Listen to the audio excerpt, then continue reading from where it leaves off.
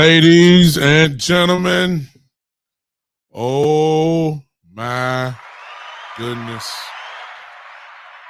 Oh my head can't take it no more. Oh my God. Welcome everyone to the one and only tonight. Oh, and all of my tick offness. Can I use that? That's how we us listen to it. I done heard all the noise all day. My phone been blowing up. My people just it's unbelievable to what I've been hearing this whole time. It's just people won't leave me alone. So I really didn't respond. I said I would save it all for the night. So here I am. I don't run. Here I go.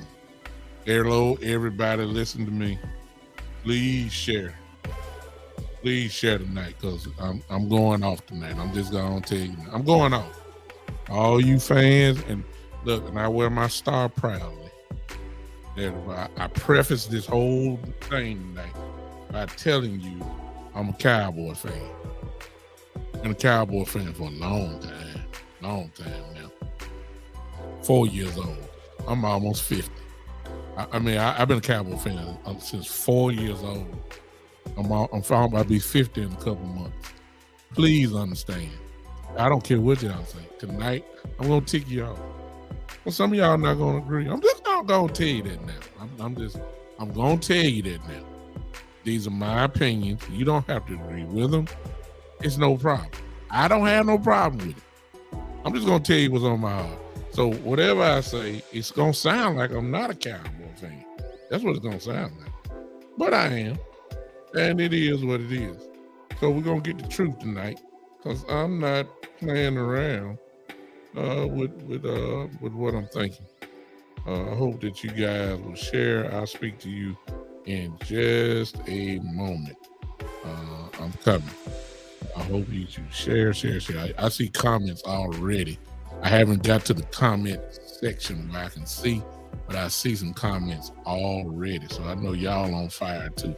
I know y'all. I know y'all. I know y'all. I know y'all. Let me see what's going on. Okay. I'm getting with it. Listen, I'm just share to your groups.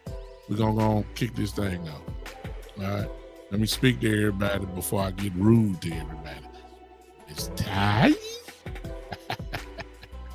Woo! Let me ask you this, Ms. Ty, on Podbean. You did not hear the opening music again, is that right? Let me know real quick. Did not. I have no clue. I have no idea what's wrong with the stuff here. Something obviously I've done wrong. I don't know. Can you hear this background music that's talking right now? Can you hear the music right now? That's playing in the background music. On Podbean, you say. Okay.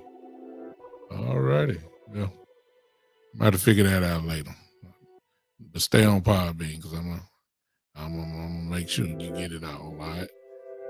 Let me speak to my people from wherever you are. Eastside Harold, the hater showed up. His team never wins, so he always want to show up for this. For the Cowboy talk. You know. All right. Greg, what's up?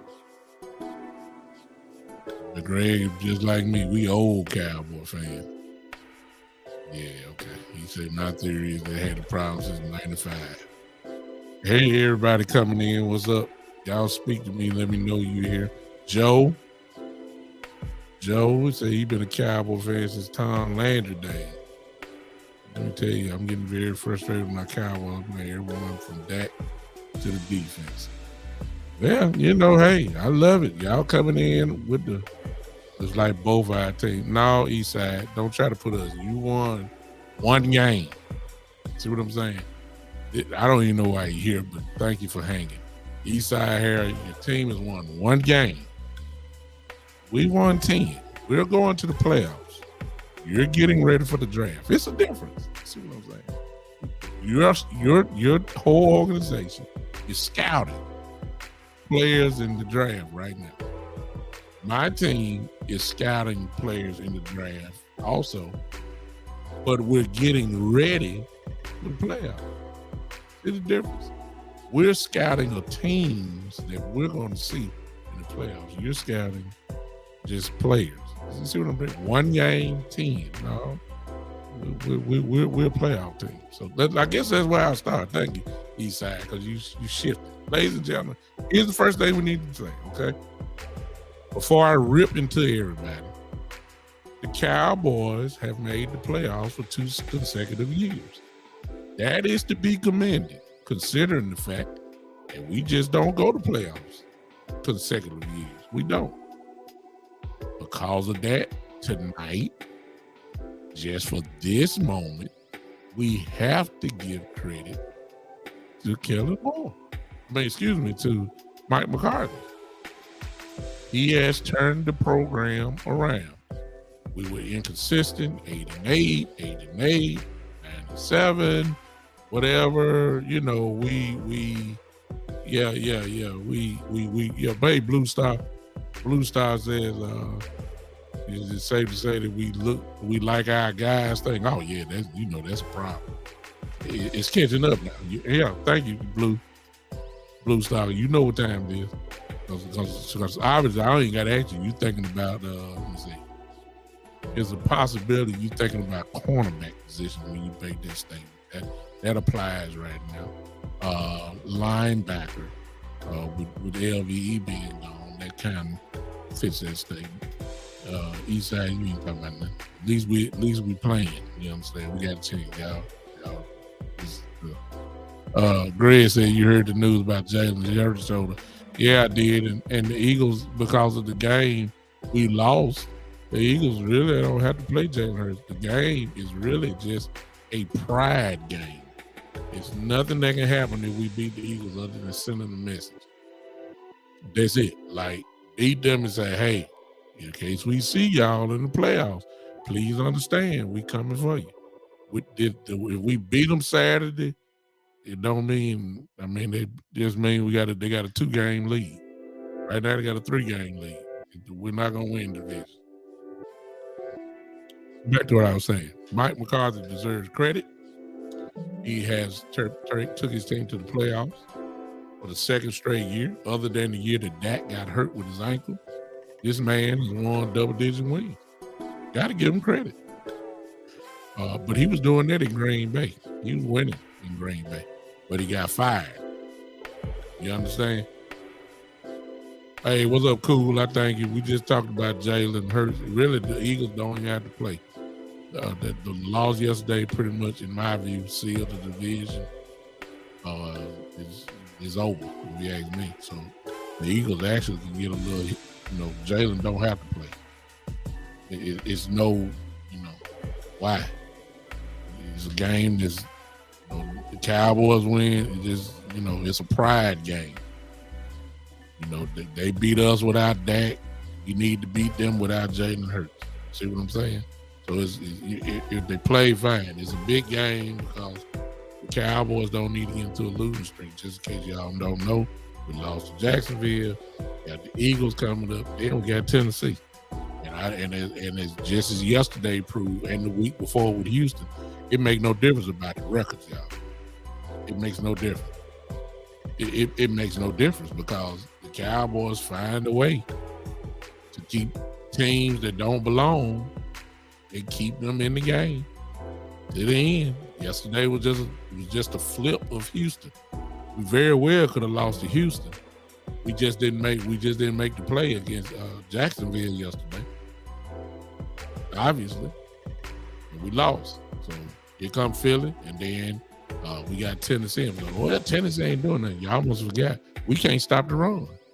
Y'all do know who Derrick Henry is, right? Oh, okay. Let me get to this because I got a lot to say. Number one, I gave Coach McCarthy credit, but now I gave him credit for getting double-digit wins. getting into the playoff. Hey, can't argue with that. 2 consecutive years. We're not used to that in Dallas over the last few years. He's to be commanded. However, let's get the real big picture out. Number one, ladies and gentlemen, I'm ticked off. And sooner or later, y'all, we got to get to the point. See, there's groups of Cowboy fans that they're categorized. 2 in particular. We have the optimistic Cowboy fans. Hey, Jim. Hey, appreciate you, man. Way to come back to the show. We have the optimistic on Jim Shoe on Podbean. Appreciate you, man, coming in. We have the optimistic Cowboy fans. All right. They're optimistic. They believe in everything. Some say Super Bowl. Some say, playoff. They never say we sorry. They never look at the Cowboys as it is. They look at the Cowboys as they want them to be. That's the optimistic fans. Then we have fans like me who flat out will call it like it is. That's what I do. And it don't mean I ain't no Cowboy fan. It just means if it's a duck, if it walks like one and talk like one, it ain't no kangaroo. It's a duck. That's what it is. I call it like it is. I'm getting ready to just go off because I'm seeing the same things that I'm seeing I've been seeing for the last 3 years. It's coming right back.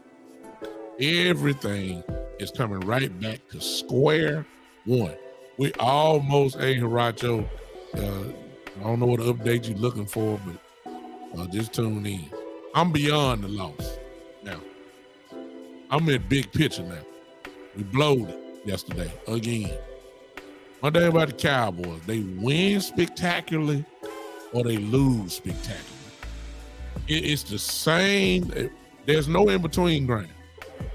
The Cowboys never really get blowed out. They always, if they get blowed out, they always come back, make a game out of it, hold you to the end, then kill you. It hurts your heart. We're getting right back to that stage now. Or we jump out to the lead, then we go blow the lead, then we lose the game, and then we we go to overtime, get close. A dramatic play happens, we lose.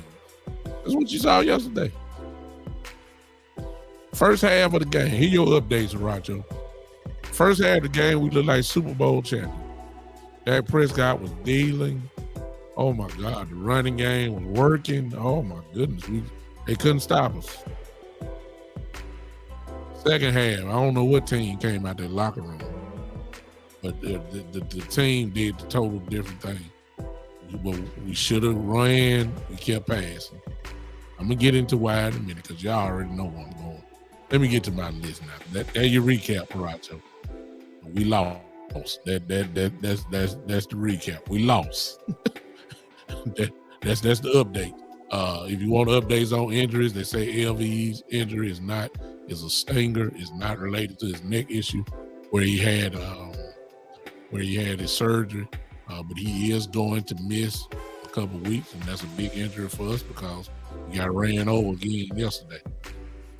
And he would have been pretty good there with us. But here's my problem. Number one, sooner or later, ladies and gentlemen, you're either going to call it like it is, or you're going to wait into this fantasy land, and then out about another 6 weeks from now, y'all going to come back to me, and y'all going to say, you're right.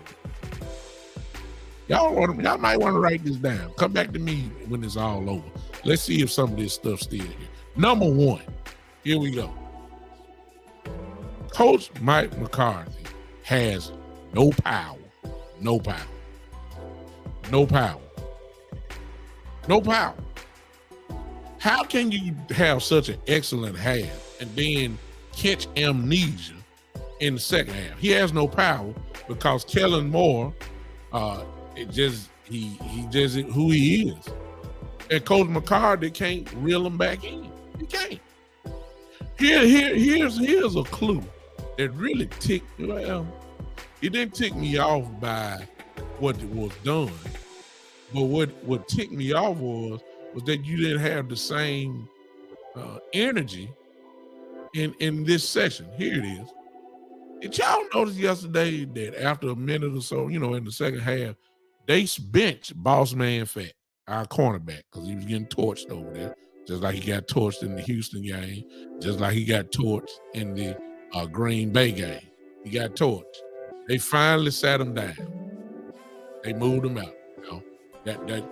I'm quite sure Dan Quinn had everything to do with that. I'm quite sure Mike McCarthy had nothing to do with it other than to say, okay, remember that. Dan Quinn, I believe, was the one that sat him down. It was not Mike McCarthy. But why didn't you reel and why didn't he have the same energy if he was involved in that? With reeling Kellen Moore in with this pass-happy, pinball, Madden 23 offense that he has. He is, here's number 2, he is allergic, Kellen Moore, to running the football. And he is allergic to sound offensive plays in situational football. That's number 2. Kellen Moore, Mike McCarthy, number 1, has no power because he should have reeled Kellen Moore in. When Kellen Moore said on 3rd and 10, when we should have made him use that timeout, he should have said over his, he got the same headsets like you see I got on right now. Why didn't he tell Kellen Moore when it was a passing play? No, let's run the ball, make him use that last timeout. We're going to pin them inside probably the 15-yard line, and they're going to have only about 30 seconds left with no timeouts to try to get it to field goal range. Ladies and gentlemen, I don't think that would have happened. I don't think they would have got a field goal range. But we set them up. Why are we passing? Then out of all the plays in the world, why are we throwing a bomb to Noah Brown? I didn't care if it was a bomb to CeeDee Lamb. You shouldn't have thrown the bomb. What happened to everybody ran a go route? What was the underneath receiver at? This is situational football. Even if you don't get the first down, you tackle the cowboy inside, whoever gonna catch the ball, they gotta use their timeout. This is look, my 8-year-old son in Madden knows situational football. I mean, what in the world is going on here? I don't understand it. Everybody, he is allergic. He is allergic to situational football. Ladies and gentlemen, that will get you sent home. That's what'll get you beat by Jacksonville. That's what will get you beat one and done in the playoffs. Because the Cowboys, this ain't the first time. It was time management, if y'all remember now, that got Mike McCarthy fired from the Green Bay Packers. It wasn't because he wasn't winning. They had Aaron Rodgers. You know they were winning. It was time management and situational football that got Mike McCarthy fired from Green Bay. My God, he ain't learned nothing. And if you can't tell your offensive coordinator, you got the same headset, you hear the play. See, I hold Mike McCarthy responsible for that. He know that it should have ran the ball. He knew that. He heard that play right on that headset, and then he trying to cover everybody in his press conference. If you heard it, oh, I thought it was a good play. What?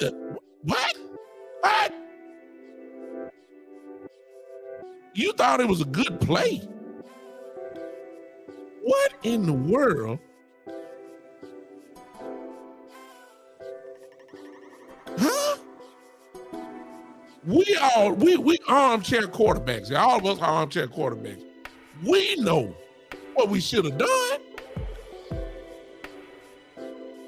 Y'all know that.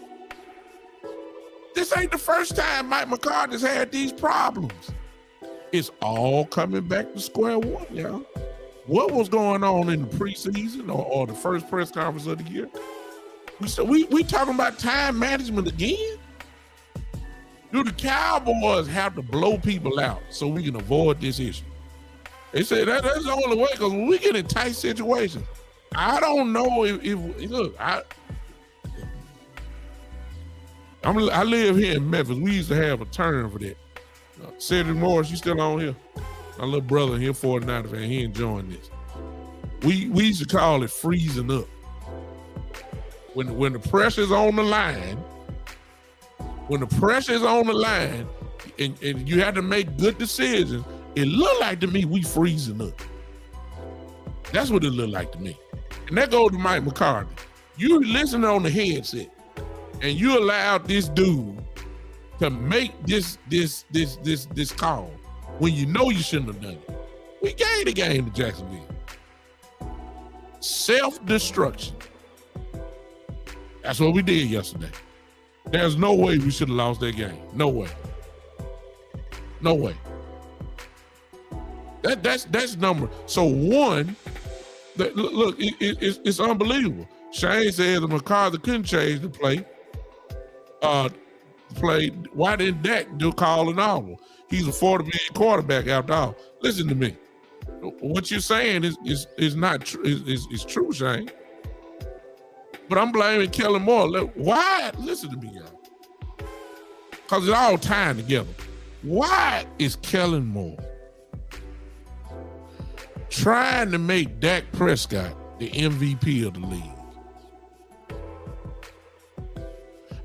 We've all said Dak Prescott should throw the ball between 23 and 27 times a game. That's it. Why are we trying to put the ball in his hands like he the ultimate guy? I'm gonna get to Dak in a minute. I'm just saying this is Kellen Moore. Why did you take an amnesia pill when you know Ezekiel Elliott and Tony Pollard were gashing these guys? But you want to line up a shotgun. This is the same stuff we've been saying about Kellen Moore for 3 years now. He is allergic to the running game. He is. I don't know how much more evidence we need. He refuses to run. He refuses. Got two studs back there. We got a. Well, let me see my list here. I'm not gonna say that. Here we go. That's Kellen Moore, which leads to number 3. Everybody shout number 3. You ain't got to put it in the chat. Number 1 was Coach McCarthy is a figurehead, just a head coaching title with no power. He can't do nothing with Kellen Moore. He can't. Kellen Moore, number 2, is allergic to sound offensive plays in situational football. He proved that again. It is what it is. Here, which leads to number 3. When you see the way we play, it's obvious. Here's number 3. We haven't figured out what we really want to be on offense. Do we want to be a passing offense? Or we want to be a running offense? We go get T.Y. Hilton. We're talking about getting Odell Beckham. But you got Tony Pollard. You got Ezekiel Elliott gashing people. But no, you got all these linemen. You got all these all Hall of Fame linemen. But no, we want to line up a shotgun. When we run, it's effective. But you stop running because I don't know what you want to be, a shotgun team, or you want to play bully ball. You want to play finesse ball, or do you want to play power football? You got a power line, you got a power running, you got a leader running, speedy running back who has some power, also can run in between tackles. But no, we want to pass the ball. We want to get CD his 1,000 yards, which he has. Great to good up to CD for 1,000 yards. Or we want to get Gallup involved. We want to get Noah Brown involved. We want to get T.Y. Hilton. We want to get James Washington involved. I mean, what are we? What are we? What are we? Your 2 best players are in the backfield. That's obvious by now. Your 2 best players, we don't know what we want to be. A lot of y'all excited. We want OBJ. Man, forget OBJ. We want T.Y. Hilton. Yeah. Listen, I don't care nothing about T.Y. Hilton. I could care less. I'm serious. Now y'all can. I know he can. I know he's a veteran. I know he can run routes. I know he still got speed. I know he can take a top off of defense. I don't care nothing about that. When Cooper Rush was the quarterback, the game plan was set.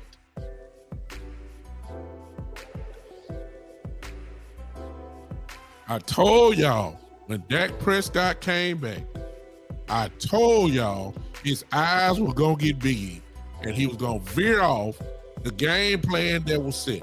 What in the world did we do when Cooper Rush was the quarterback? We ran the football.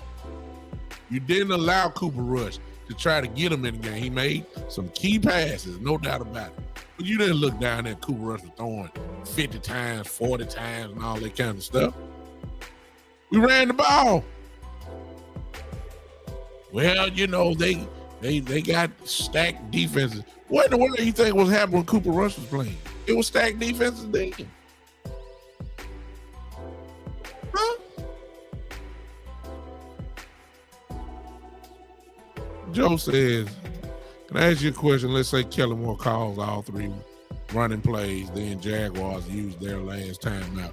You punt the ball to Jaguars, and then they run the punt back for a TD. Will we still be blaming Kellen Moore for not being aggressive on third down? No, you'd be blaming special teams then. But I take my chances on it. They weren't going to be able to return the ball where we were. You got an all-pro punter. We would have punted, if we would have ran the ball, we would have been punting from between whatever that was, 35, 40-yard line. Chances are, unless it's a shank punt, which never really happened with our punter, we would have punted the ball. They would have been inside the 20-yard line.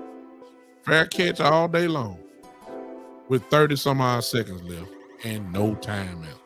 I'll take my chances with that rather than throwing the ball. Let me show you. That last drive, this is all you need to know. We only ran out 27 seconds. That's 27. Come on, man.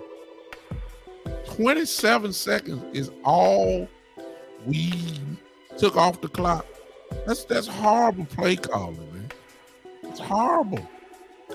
There's no other way you can look around it. It is totally ridiculous.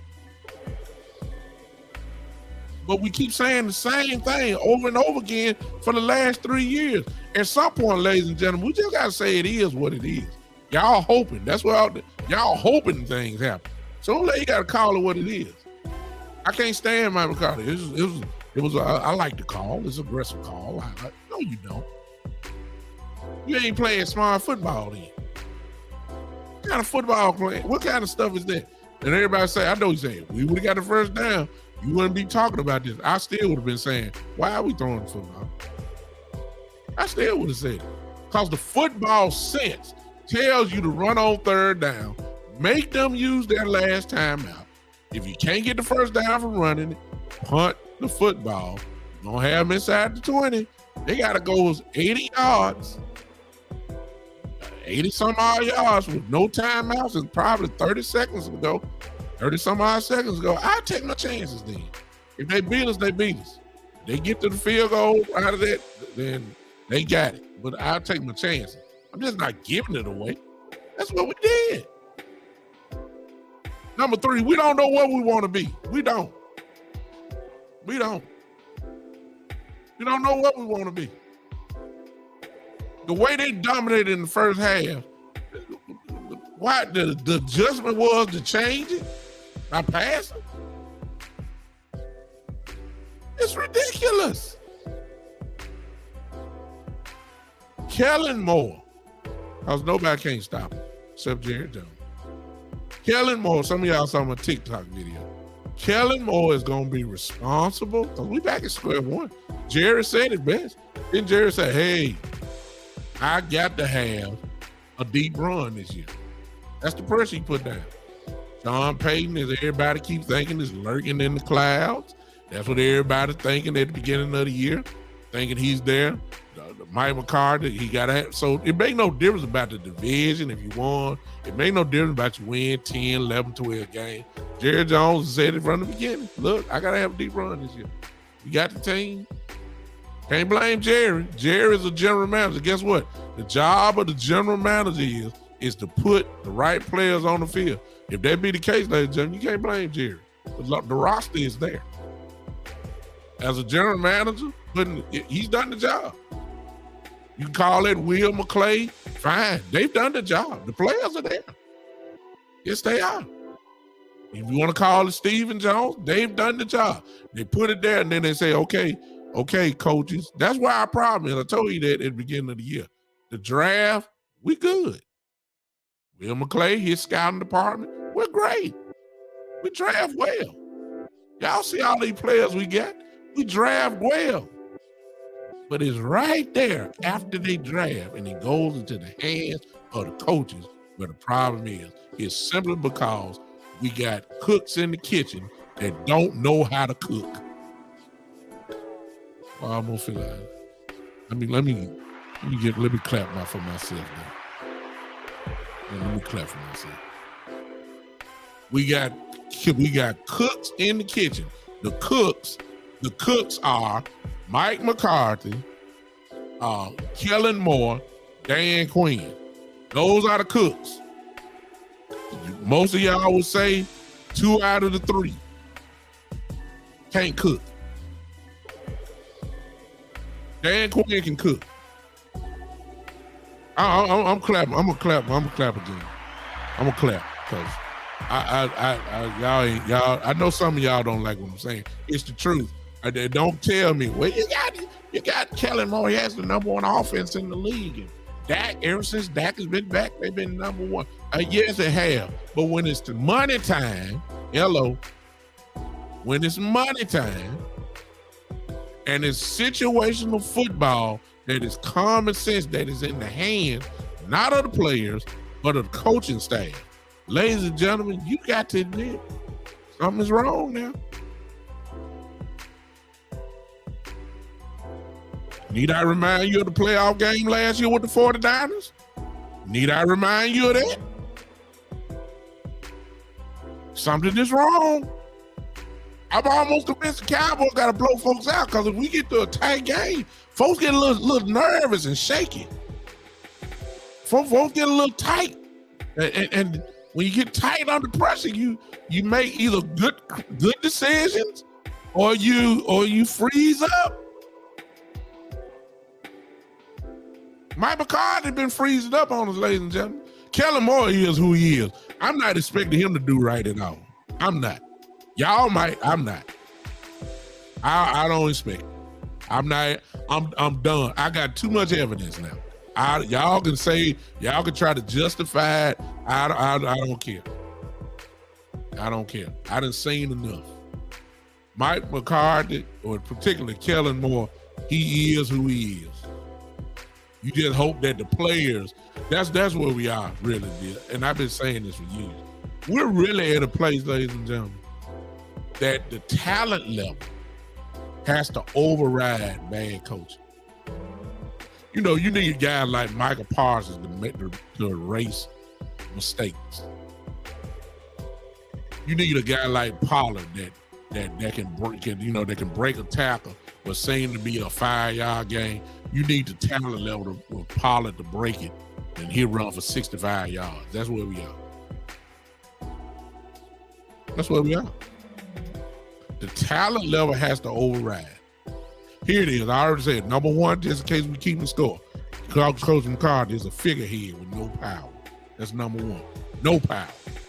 Can't stop nothing. Can't change nothing. Can't get in Kellen Moore ear. Can't get in Dan. Well, you know what I'm saying? Kellen Moore, he can't say nothing to Kellen Moore. All right? Number, he say nothing to Dan Quinn. That's number two. Number three, Bones, the special teams coach. He can't say nothing to Bones. So if you can't say nothing to Quinn, Moore, and Bones, what are you doing? I mean, what is your is all you can do is say, hey, let's go for it on 4th down. I mean, that's all you can say. No, we're not punting. Let's go for it.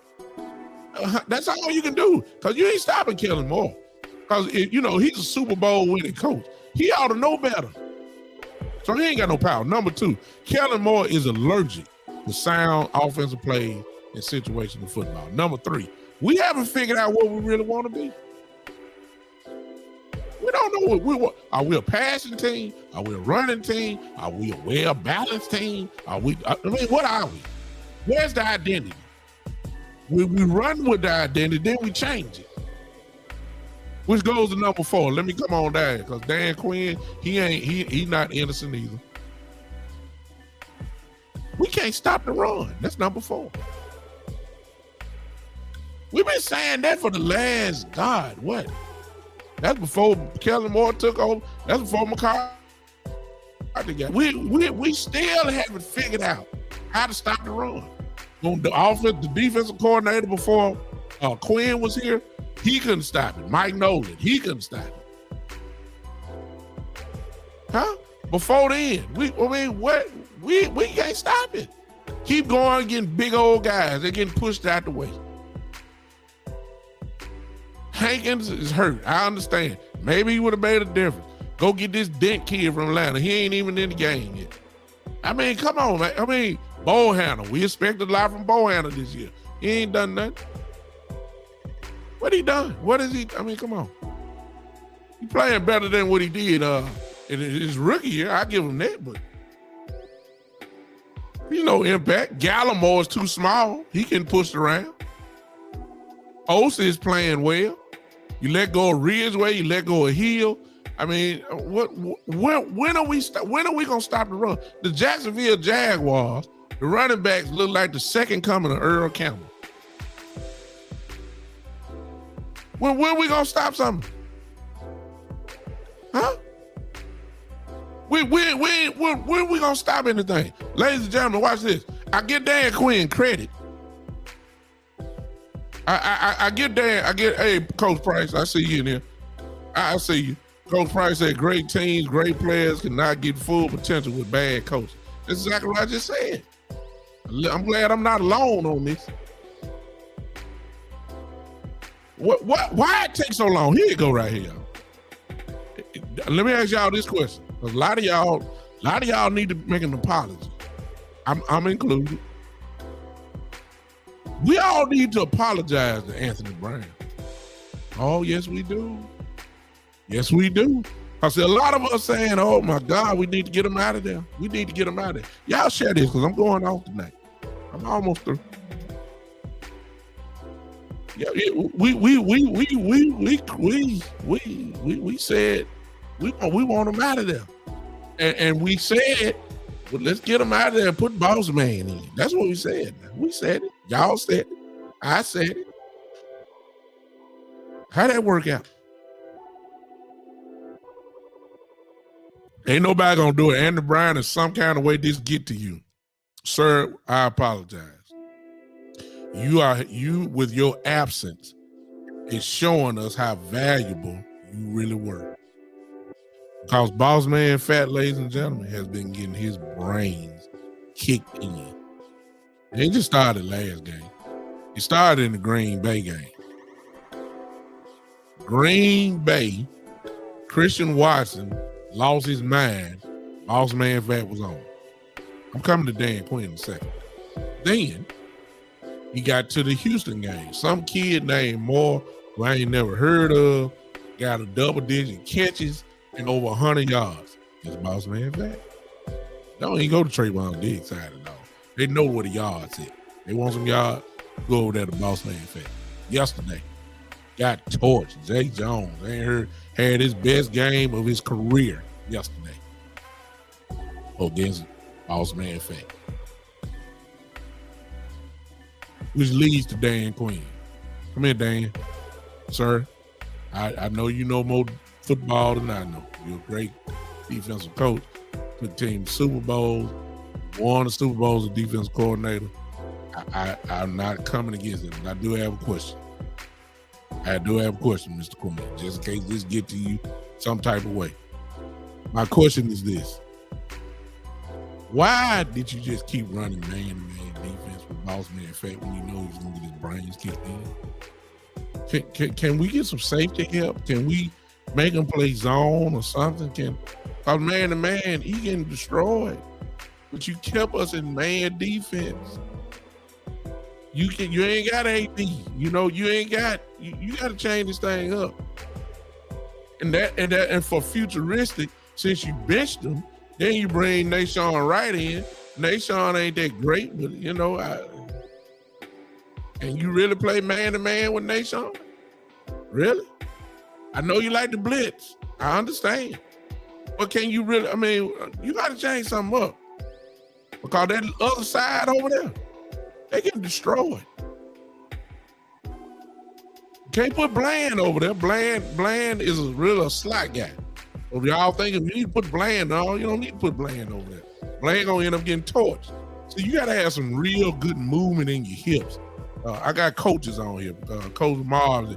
You gotta have, come here, get Coach Marv here. You gotta have hips to play the outside. There are slot corners, then there are outside corners. Bland is a slot corner. I don't know what Nashawn Wright is. Somebody asked me in the exchange, said, I'm talking about where's Jabril Cox.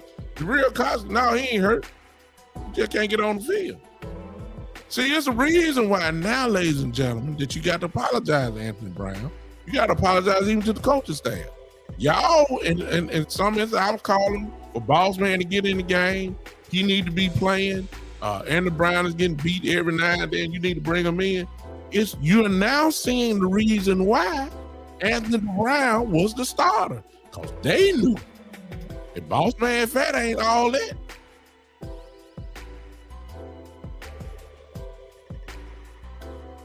Now you see it for yourself. Boss Man ain't ready. He may get ready, but he's not ready right now, y'all. He's not. He getting destroyed. So we cornerback 2 position.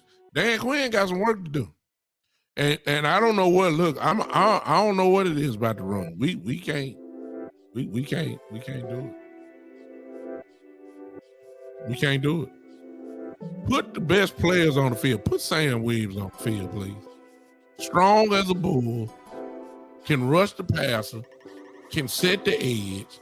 Put him on the field, please. Who we gonna take out? Dorrance Armstrong, yes. Take him out.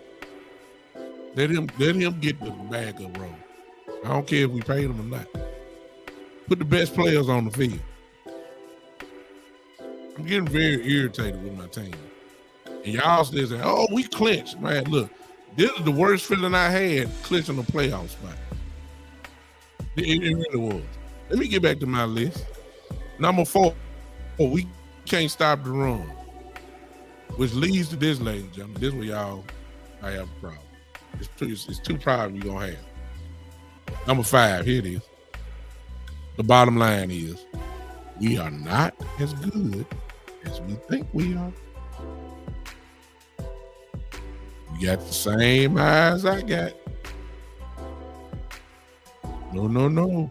I know we won 10 games. I understand. I know we're 10-4. I know. That's a good record. That's a great record. You're not as good as we think because we're too unstable. You don't know what we're gonna get with the Cowboys. You really don't know what team gonna show up. You don't know if the team gonna start off hot. You don't know if they're gonna start slow. You don't know if Dak gonna throw 2 interceptions. You don't know if he's gonna throw 2 straight touchdowns. You don't know if the first half may be great, second half may be total trash. You may see a bad first half, then the second half, which is usually what we do, we go off. You don't know if Pollard, you know what Pollard gonna do. You don't know, you just don't know what Cowboy team gonna show up. You don't know. We too seesawish. If y'all understand what I'm saying, you just don't know.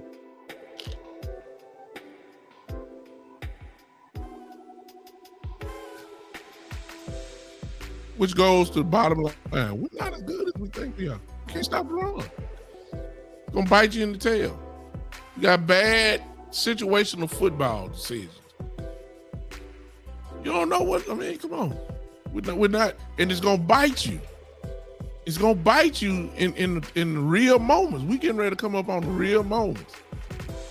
And this is a reoccurring issue. It's been going on for years. Kellen Moore for years. Mike McCarthy. This is the same stuff for years. It's there. At some point, you got to say, look, this is who they are. I mean, come on now. Sometimes it's going to look great. Sometimes it ain't going to look so great. I mean, number 6, Dak Prescott.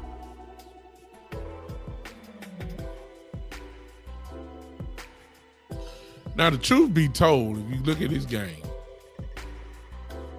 other than that first, let's everybody on here, look. The second interception, which was the pick 6 for the game winner, that was not Dak Prescott's fault. Some of y'all folks, y'all killing me. Ball hit the man, dead in the hands. He dropped the ball, lucky bounce. Dude caught it, ran it all the way back. It wasn't because Dak threw it to the mat. It was a very catchable ball. Noah just missed it. And he turned to an interception. So you can't blame Dak for that. If you are blaming for Dak for that, you really don't know football. I hate to say that to you. I don't want to insult you, but it is what it is. The first interception, though, was ridiculous by Dak. It was ridiculous. It was. Under pressure, Schultz wide open. He throw it over his head at least about 6-7 yards interception. And it's deep in the territory. You got to be smarter than that. Got to be. First half, he was dominant. Second half, I don't know what happened to him. Therefore, I've given him a new nickname. Some of y'all don't like it. I don't care. That's what I'm calling it. His new nickname is Dak the Roller Coaster Prescott. That's what I'm calling it. Because he carries me up, then he drops me down, then he brings me back up, then he drops me down, then he brings me up, keep me right on the settled ground, then he drops me down low. I mean, he's a roller coaster. That's what he is. I mean, the turnovers are piling up. Some of them, a lot of them not his fault. I watch it. A lot of them not his fault. But he's becoming a little bit too frequent now. He's down now. Now y'all call him what you want. Y'all call him a leader and all that kind of stuff. Y'all call him that. That's y'all. Okay? I ain't got no problem with it. I ain't gonna come against y'all say he's all, top 5 quarterback. Y'all say you're top 10 quarterback. Y'all keep debating it. I don't care. To me, he's the roller coaster. I just don't know what I'm gonna get. We'll be up by 20, and it's not Dak's fault because he don't play defense. We'll be up 20, and then before the game over, we'd have lost the game. Can't stop the momentum. I mean, he's the roller coaster. He is. Y'all got to be. I mean, it is. Let me tell you something. We better get it together. I'm serious. Y'all hollering. I'm just gonna tell you. I don't. We made the playoffs, so we start looking at it. I think it's unless the Cowboys look, we let Houston run over us. Okay, we let Jacksonville run over. Okay, Philly's coming to town, whether Hurts play or not. They're gonna run the ball. We ain't stopping the run. All right. Then we got Mr. Henry, Derrick Henry. You know what Tennessee gonna do? Tennessee gonna be fired up that night. Everybody play their best game against the Cowboys. That's what you saw with Jacksonville. Everybody play like Super Bowl champions. Please understand, Tennessee gonna be ready to play us in Nashville. Ladies and gentlemen, we better win some games here now. I'm just saying, because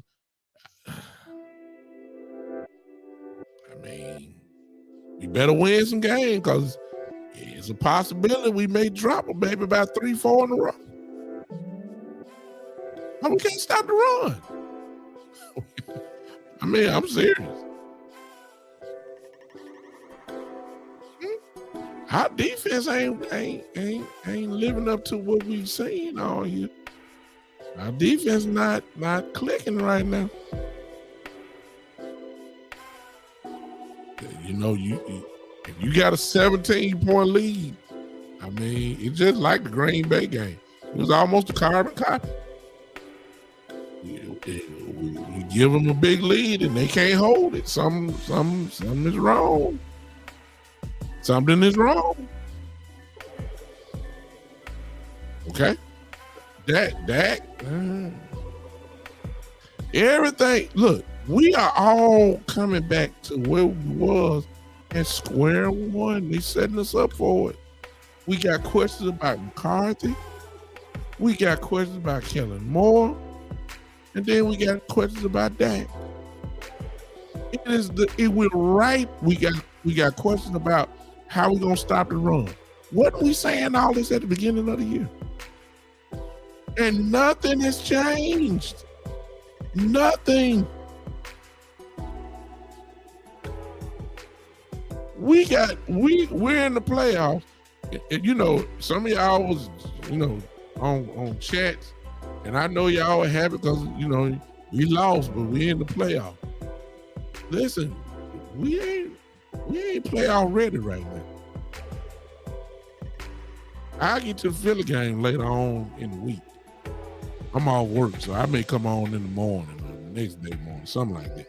I may come on, but I may be with you tomorrow afternoon, matter of fact, because we gotta close this page.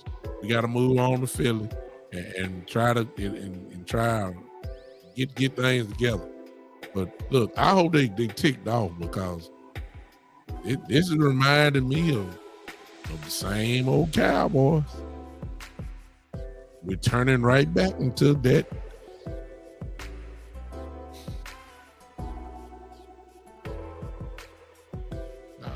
Y'all forgive me. The roller coaster. Mr. Dak Prescott. I don't know what's going to happen. See, certain players that come on the field, you know what they're going to do.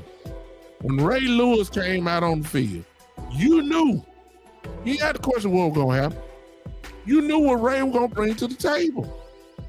Okay, that's a little bit too old. Let's just come on up. Patrick Mahomes. You know what he's going to do. You know what he's going to do. You know he's going to play well. It's certain players you know what they're going to, it ain't nothing you can do. It's certain players. I mean, the list go on and on. You know what Justin Jefferson from the Vikings gonna do. You know it. You knew when Cooper Kupp was on the field. You knew he was gonna kill folks every game. Double coverage, it don't make no difference. You knew what was gonna happen. When I see Dak Prescott come on the field, y'all keep talking about he's a great leader and he's a great motivator and people run through it. Man, I don't care nothing about that. On the field, I don't know. I'm not 100% sold. I may be about 80%. I don't know what I'm going to give him that. Because I don't know what I'm going to give him Kellen Moore. Well, let me change that. I know what I'm going to give him Kellen Moore. Which ties into that.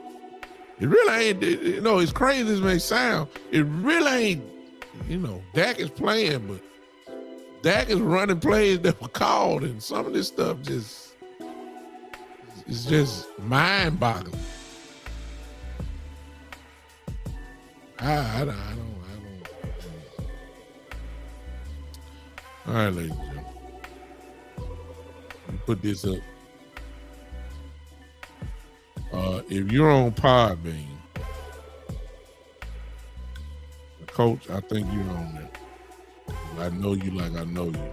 You better come on here. Let me put this up.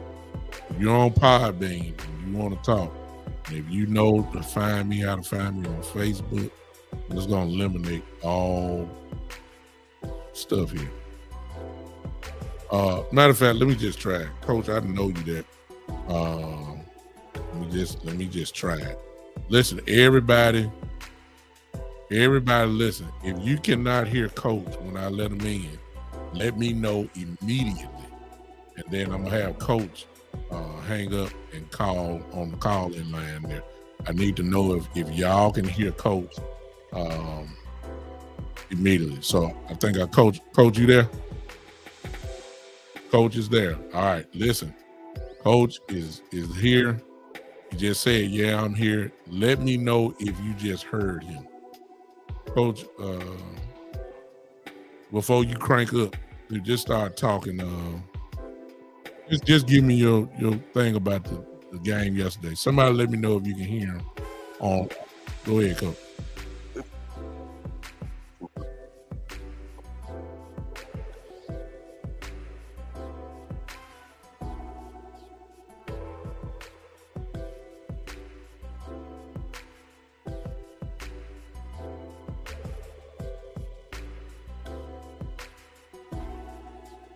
He did. All right, Coach. Let me stop you. Let me stop you right there. I need no. I can hear you on Podbean, but they can't, and I don't know why. Hang up, Coach. Call me on the call-in line there. I got you on east side. You about to hang up now. All right, hang up, Coach. Y'all forgive me. I don't know what am I doing wrong on that. But he's on. He's getting ready to call right now. Hang up, Coach.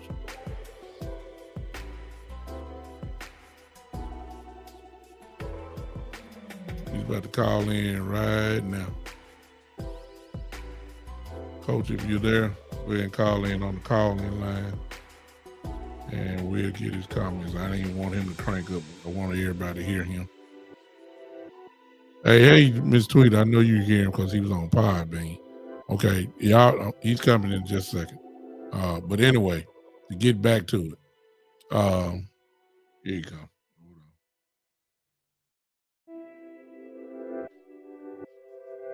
Call from Coach Mall.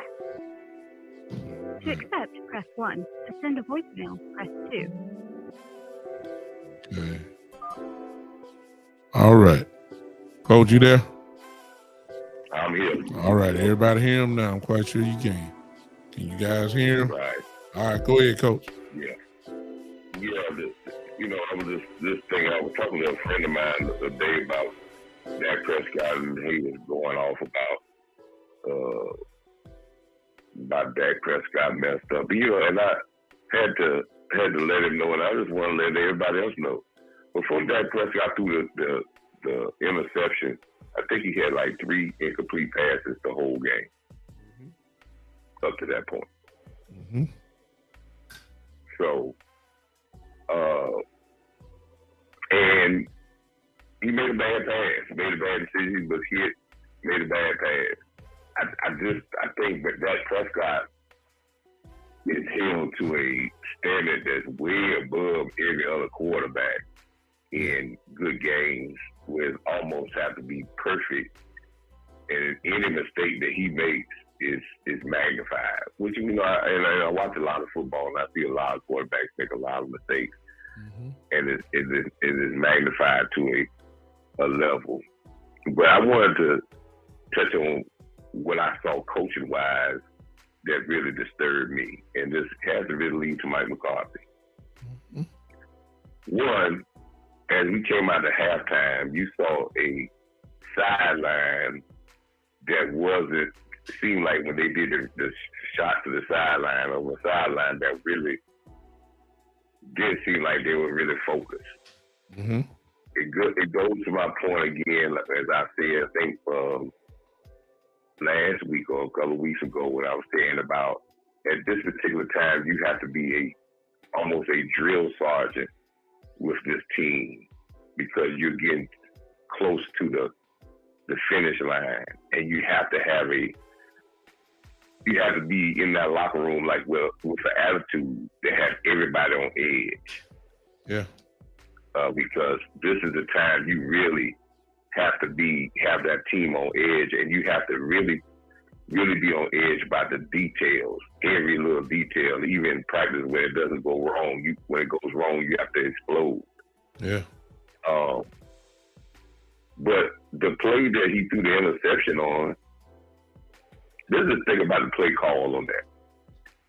How many times we have seen our Cowboys team with Kellen Moore, and I won't say the first half he was in his bag, but he continues to do situational play calls puts his team in bad situations.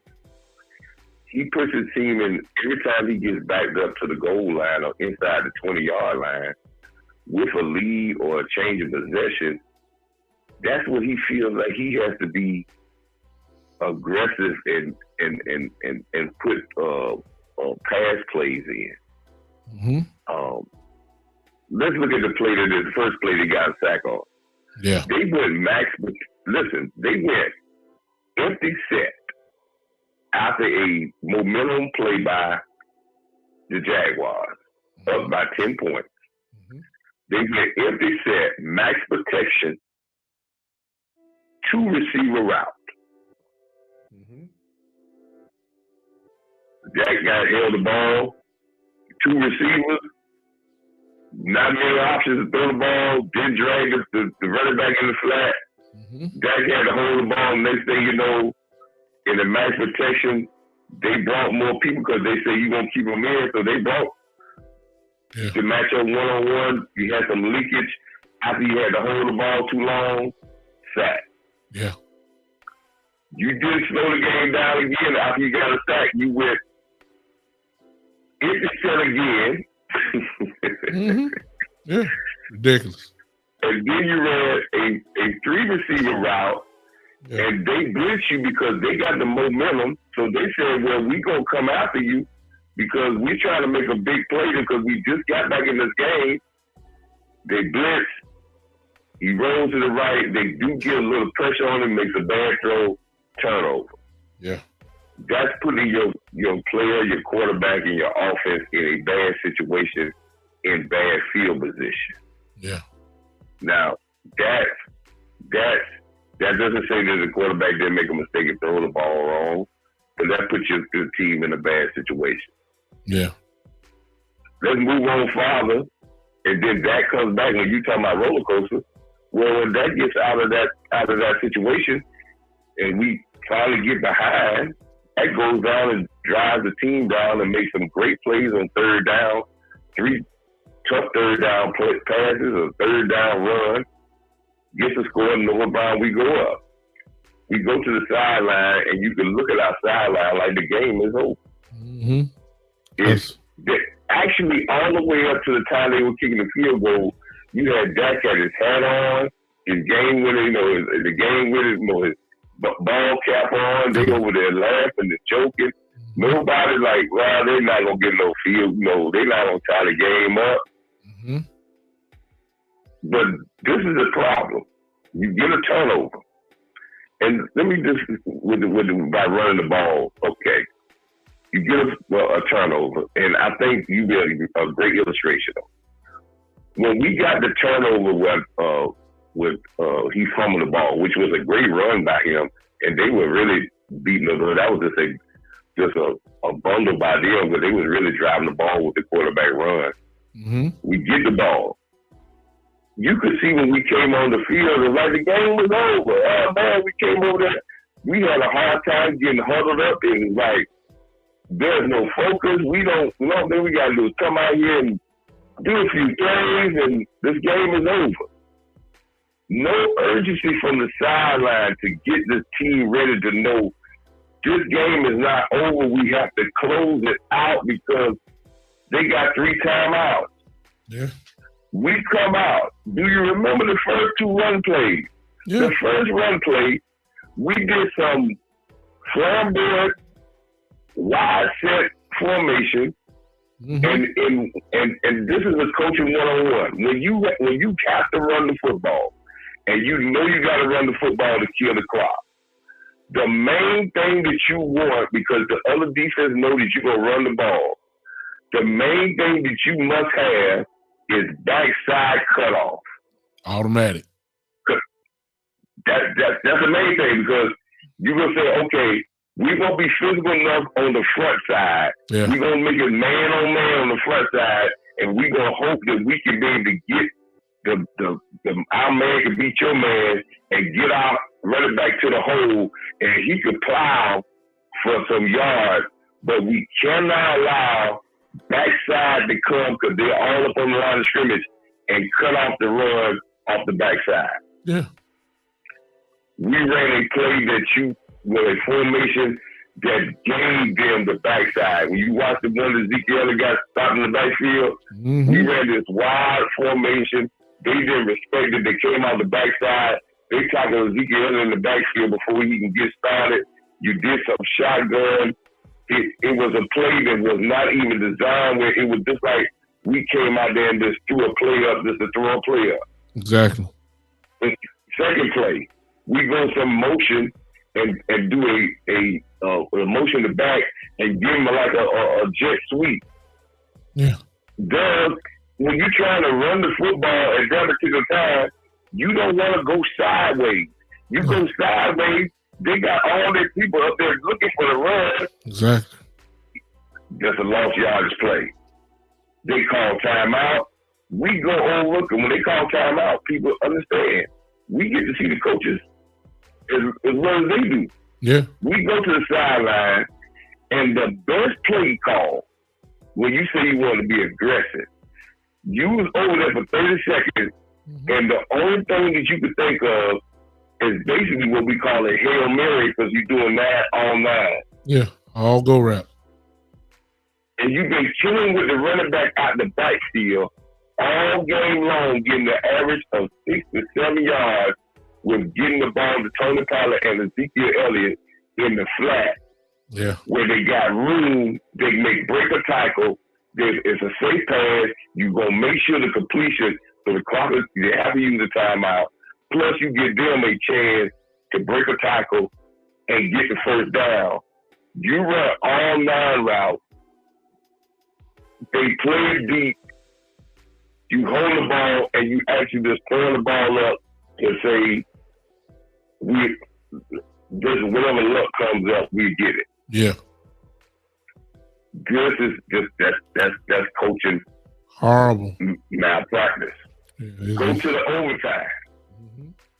You run the ball the first 2 plays of overtime when your defense did get a stop. You run the ball 2 times, you get all the way to the pass to 50-yard line. You run another play, and Zach Martin alluded to this. He didn't talk about the play in his locker room interview, but he did talk about, they asked him about, well, you know, y'all ran a play that y'all didn't get no yards, and that was right after the interception next play. But he said, and I knew he meant, he said, well, we ran, we didn't get no 1 or 2 yards, so, you know, obviously we not going to run the game. So he already know. If we run a running play and we get 1 yard,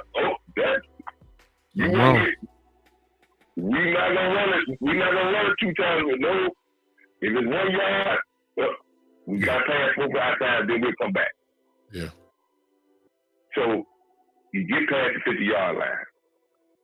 3rd down and 4. If you run the ball 2 times, they can't stop you. Get it down to 4th and 1, because 4th and 1, you 100% with that doing the sneak. Yeah. But you run a play and you run picks. If you watch the play, every receiver was within 4 yards of the football, and every receiver was within 2 to 3 yards of each other. Yeah. When the ball tipped out,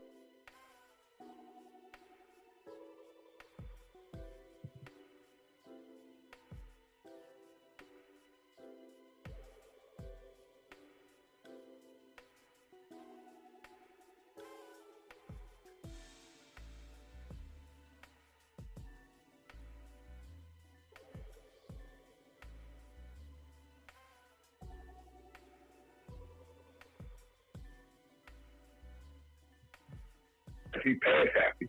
Yeah. But he is not a good pass coordinator.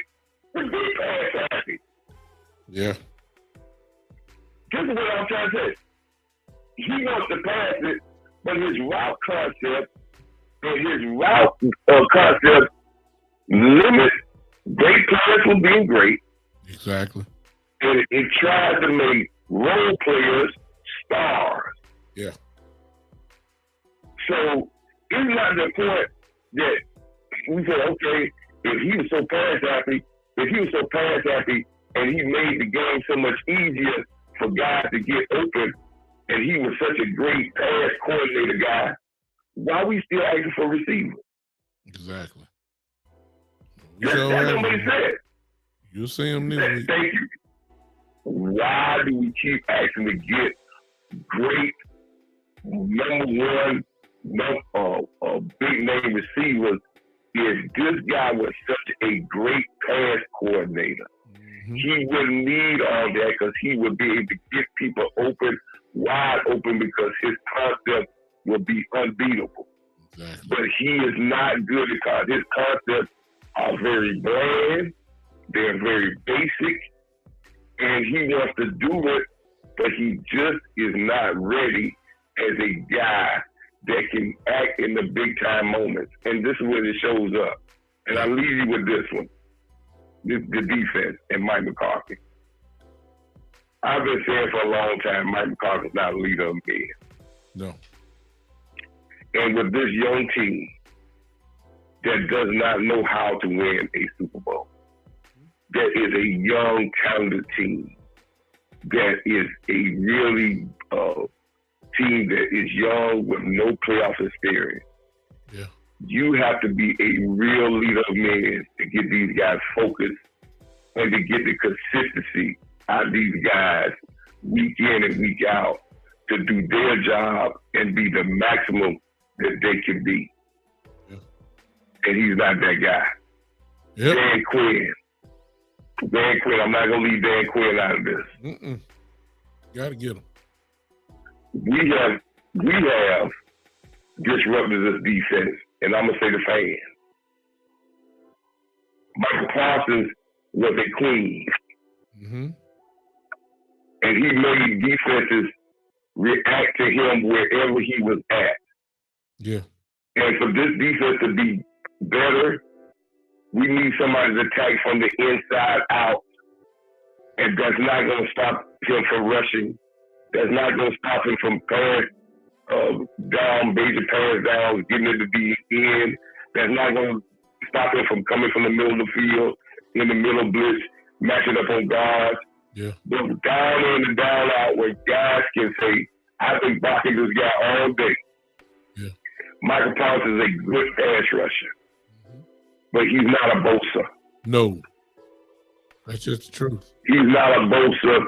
That's because Bosa, that's his job. That's what he's been doing since grade school. Yeah. Michael Parsons is a linebacker. Still learning the position. And he is a generational player. And when you bring him from different areas, and when guys have to deal with him, when they hadn't been dealing with him, and this explosive young man comes up on you, you're going to see him be involved in more plays. Yeah. But put him on the defensive end. Teams are now running RPOs and misdirections against us, which is eliminating and making him an edge center. And if he set the edge, he's not making the play. Mm-hmm. He needs guys to set the edge and let him make the play. But there's politics in Dallas, Big Show. Yeah. There's politics for guys that shouldn't be playing more time, like Dante Fowler. Yeah. And there's politics of keeping Michael Parsons at defensive end. Yeah.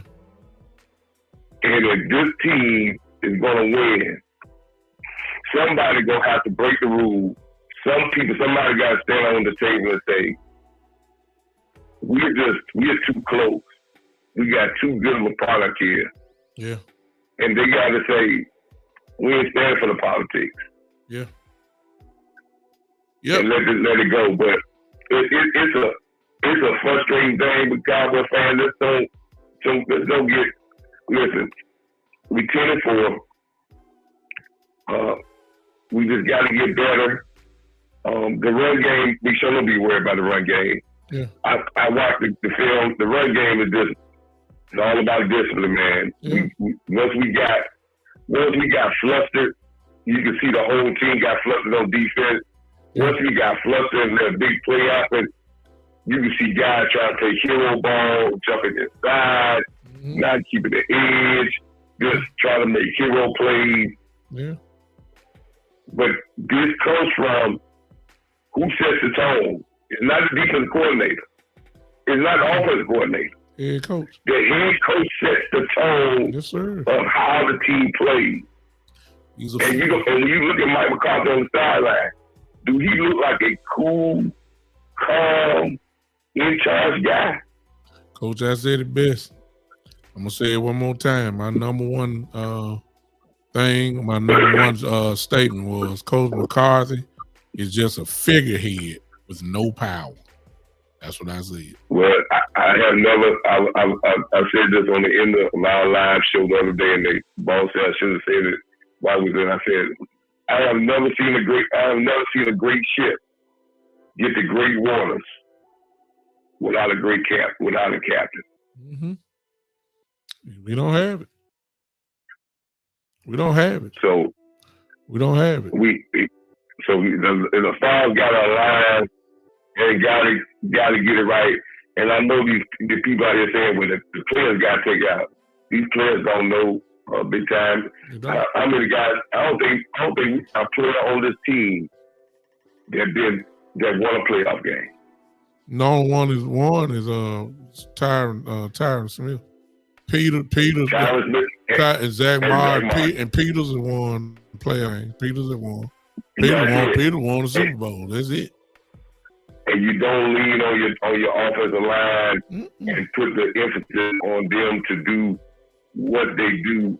But I just don't think that a lot of guys get CeeDee Lamb should be he can't get upset because he's dealing with what Amari Cooper is. Because if you think about it, we talked last year about Amari Cooper getting targets, right? Yeah. In this game, CeeDee Lamb got 7 targets. Yeah. Brown got 9 targets. Uh-huh. CeeDee Lamb caught every target he got for 125 yards. And in the fourth quarter, going into the overtime, we didn't throw the ball to him not one time. Horrible. And all that wasn't because you getting double teamed either. Yeah, because they ain't all because you get double teamed because he running in motion. Back to what Mark Cooper said. Mark Cooper said back a long time ago, and it's still true today. These things come true.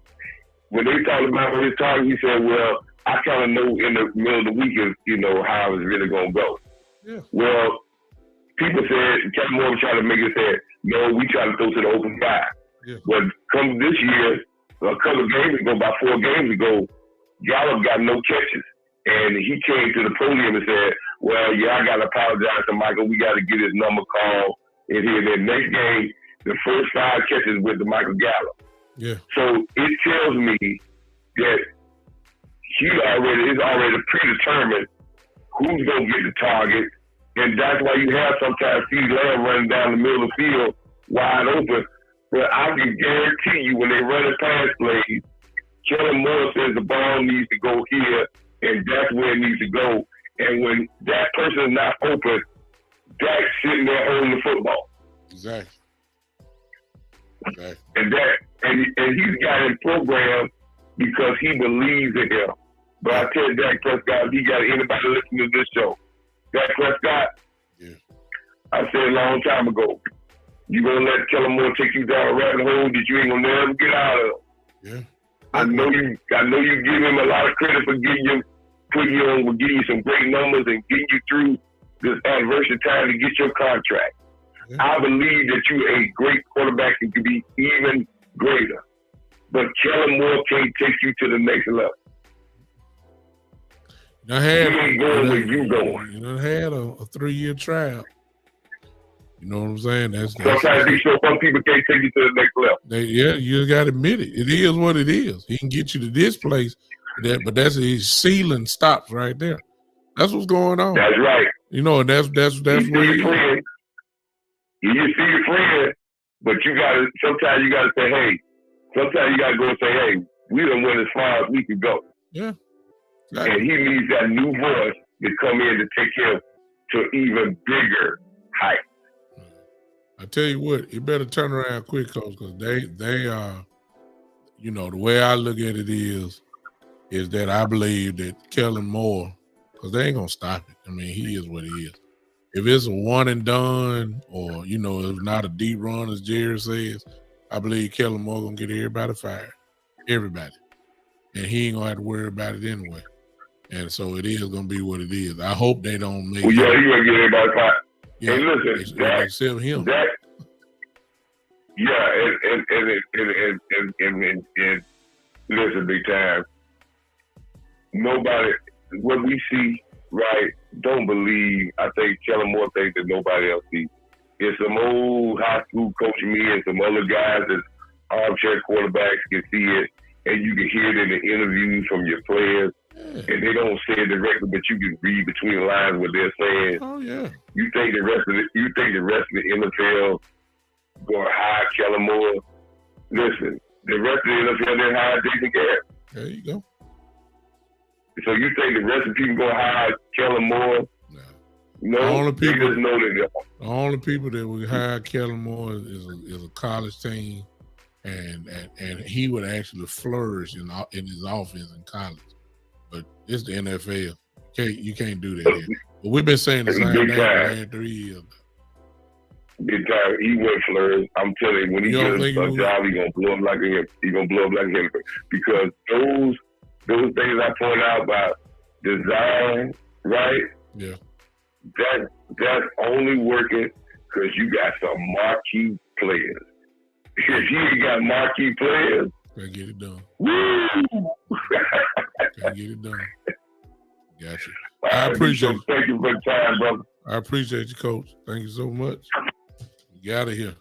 All right, ladies and gentlemen, that was the one and only. Y'all know who he is. A frequent visitor of the show. My guy, Coach Marr. Appreciate him always dropping knowledge. Phone line is open. I'm here with you. I'm going to come on probably tomorrow in the afternoon, so y'all get ready. Some of y'all working. I'm not. I'm off until to January. I work at a school, so the kids are out.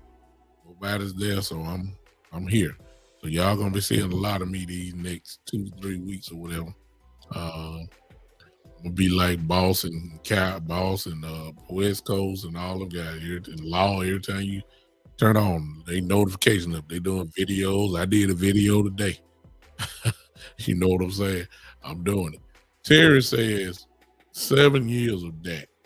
Same results. This is results oriented business, just my opinion. But your opinion is validated. However, I will give slight pushback, Terry, on that. From where Dak was drafted, there aren't too many fourth-round quarterbacks who have achieved the level of Dak. I'll say that. Appreciate you, Joe. They just haven't. To come from where he came from. Remember how he got the job. He got it by injury, and he's never let it go. That's because he was playing good football. But the problem with Dak is kind of what you just said, or somebody said earlier. The problem with Dak is, see, most of us say we want Dak to throw the ball under 30 times. And me, I say between 23 and 27 times because I feel like that the strongest point of the team, obviously, is the running game. That's what brought us to the dance. That's what got us to all these wins. But we have an identity crisis at times. We believe Dak Prescott should be running the show. That's fine. If he's capable, sometimes it works, sometimes it don't work. Sometimes he have to warm up.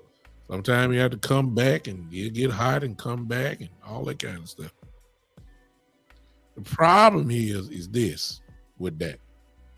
And it's not his fault. It's the expectations.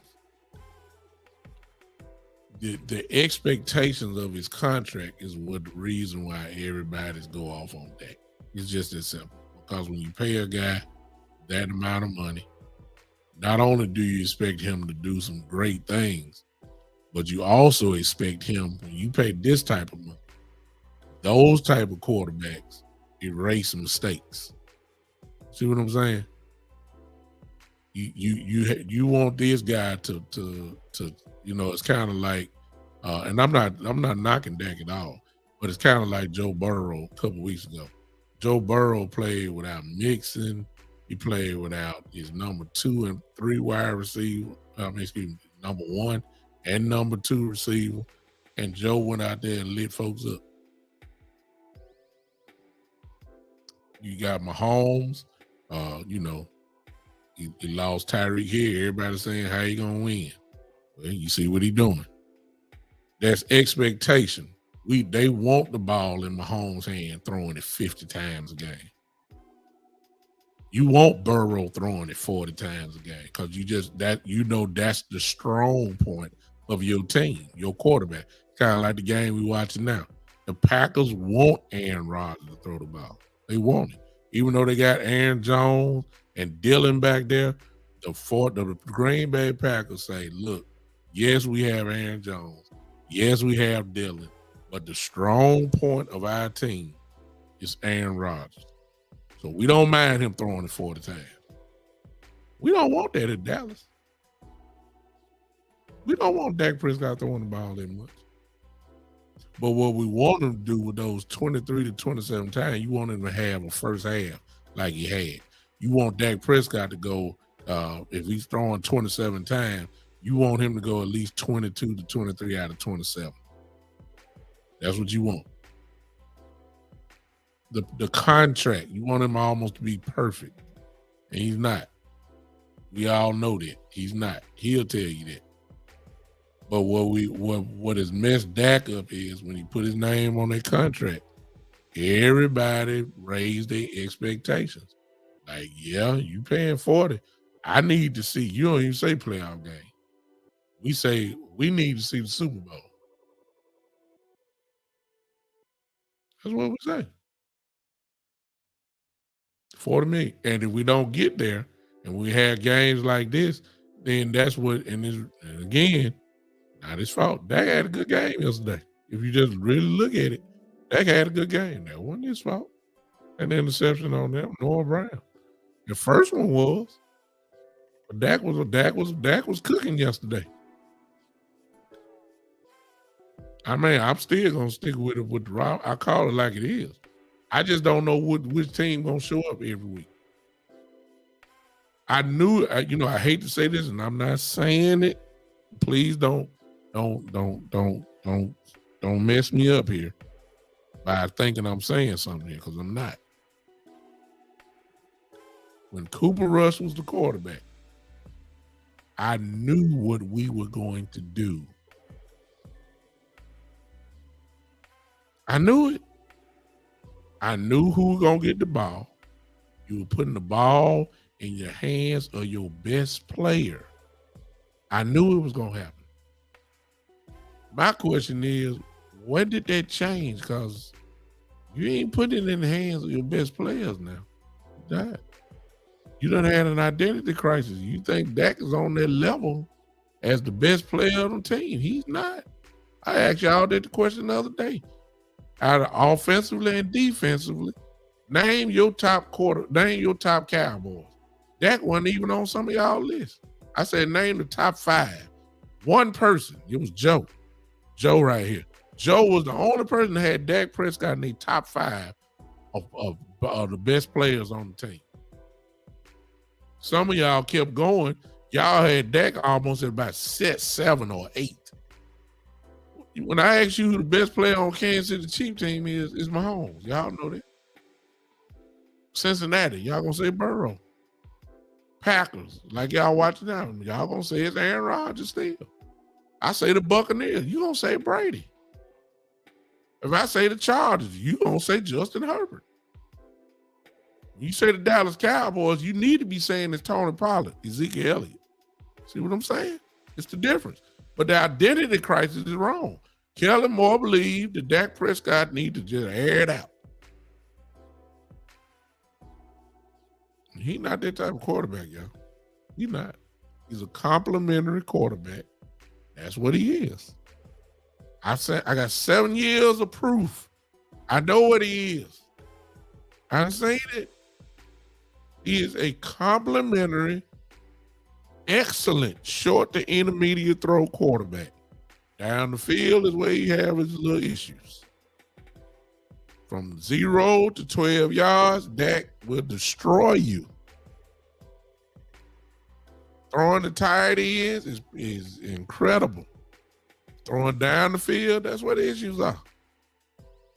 It is. Y'all don't want to be honest. It's just the truth. I mean, we got 7 years to see this. We done seen it. He ain't really running no more. I mean, that's another whole issue right there. But it ain't he really not running no more. He'll do it every now and then. You know, they call me with a little zone read, and that he punished the guys before. That's how you make look. Well, you know, I'm not saying he Lamar Jackson, but look, when Lamar Jackson plays, we already know it's a 3-head monster. J.K. Dobbins, Gus Edwards, and Lamar Jackson gonna be running the football. It's gonna happen. Dak Prescott had that quality. He did. Dak Prescott had that quality, y'all. And I don't understand. I don't understand why we had this identity crisis. I don't understand it. And it's gonna bite us. You know, I'm hoping that I hope that whatever game, somebody in the office need to say, okay, pull out the game plans that we had for Cooper Rush. We exclusively punish folks running the football. Somebody need to go in the locker room and say, this is what needs to be done. That's what Coach Marv was talking about. Somebody need to say, we're gonna run this same game plan that worked for us. Cooper Rush, and we're not airing it out. We're not lining up a shotgun. We're not doing all these goddamn reverses. We ain't doing all these Q plays. We're gonna punish folks and hit them in the mouth by pushing these guys off the ball. We got these 2 stud running backs. We got a third one in Malik Davis if needed. We are going to run the football. We're going to play action pass off of it. It's really that simple, y'all. They changed the game plan when Dak came back. We knew it. I couldn't have said it better. Joe just said it right there. That's what happened. We got identity crisis. With Cooper Rush, we were playing bully ball because it was a purposeful attack to run the football. It was purposeful. We running. We know y'all got 8 in the box. We don't care. We running. We know y'all know Ezekiel getting the ball. We know y'all know Pollard about to get it. We don't care.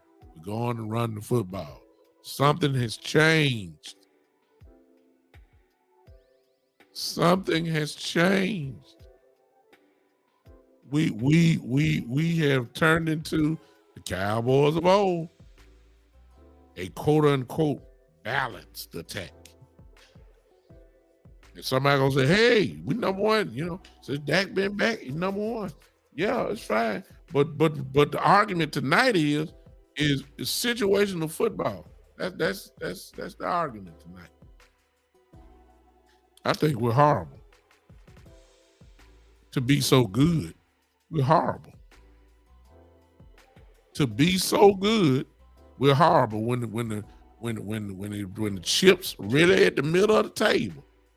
When it's pressure time, where you separate the men from the boys, where greatness awaits you. It's during these times that some of these guys done took advantage. They got gold jackets on. They're Hall of Famers now because of taking advantage of the moments.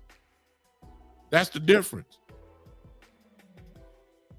When the moment comes, how do you respond?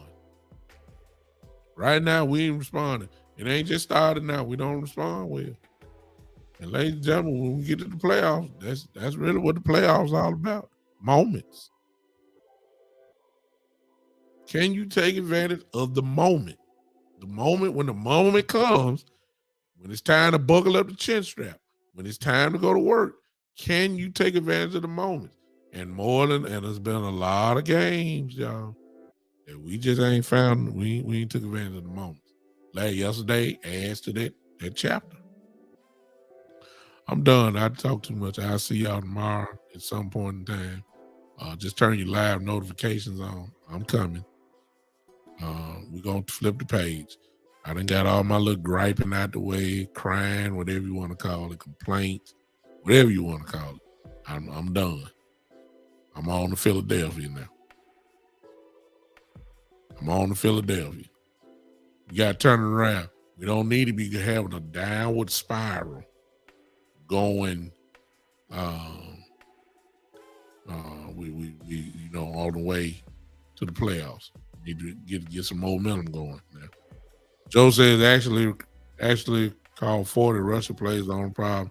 Didn't manage the clock well at the end. I think he should have ran it 50 times. Especially when they weren't stopping us. You know what I'm saying? He did call it 40, but the clock management, this is what Coach Marvin and I am saying. He didn't know what I was going to talk about. The coaching is extremely questionable. Somebody gonna say, "Well, we won 10 games. Now we're 10-4." Yeah, we won 10-4, but a lot of them 4 losses are revealing the same issues. Coaching, whether it's by game plan or clock management, we're very questionable. We're questionable, y'all. We got a few weeks to try our best to fix it. I hope we do. I do. I hope we do. But we gotta figure this out, because if we don't, ladies and gentlemen, we're gonna have a problem. We're gonna be talking about the same thing that we finished up with last year. We're gonna be saying the same things. I'm saying the same things right now that I've been saying almost a whole year and a half. It's the same thing. Can't stop the run. Been saying that forever. Kellen Moore, been saying that forever. Coach McCarthy, at some point, something got to change.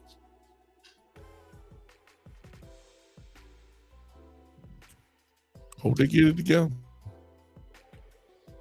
All right, I'm out. Appreciate y'all.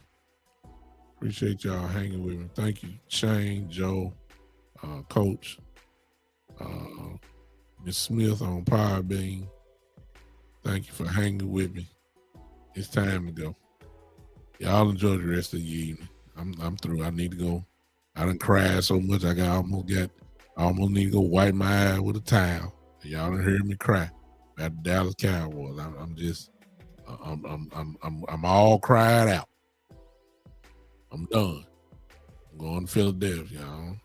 You'll see what happened. I will open it up with Philadelphia with this one. And then you'll hear me say this tomorrow. This is my only point. I'll be done. Thank you, Joe. Y'all already know what to do. Y'all go ahead and get them clapping motors together. Y'all knew it was coming. Except on Podbean. Podbean, I got something for you. Hold on. I'll say this about the Cowboys going to Philadelphia. Then I'm done. They ought to be ticked off. They ought to be playing Saturday, Christmas Eve, with some aggression and fire. They ought to be ticked off. That's all I got to say. They ought to be ready right now. Everybody should be ticked off. Everybody should be ready to play on Saturday. Ticked off to the maximum. I'm talking about ready to run through a wall. They should be ready. I mean, I keep hearing about Hurts play. I didn't care if Jalen Hurts played or not. And look like he probably ain't gonna play. He really don't need to. Division over. It's Gardner Minshew, whoever they got as they starter. We should be ready to knock his teeth out. Ooh, y'all said, oh my God, the preacher is just look. Football's a violent sport. It ain't kumbaya moment. It ain't got nothing to do with Matthew, Mark, Luke, and John. This is violence at its finest. Legalized violence. Knock somebody out at full speed. We should be ready to play on Saturday. That's all I'm gonna say about Philadelphia. I'll give you more tomorrow. They should be ready to go. All right. Thank you, Joe. Let's go ahead and crank it up, y'all. Give me them hand claps, please. I'm getting ready to exactly. Good night, Miss Smith. Appreciate you hanging with me. Stay with me, Miss Smith. Cause you ain't gonna hear me here, but I got something for you. I know y'all want to clap. So I got it for you. Ladies and gentlemen, until tomorrow, this has been the Big Time Show.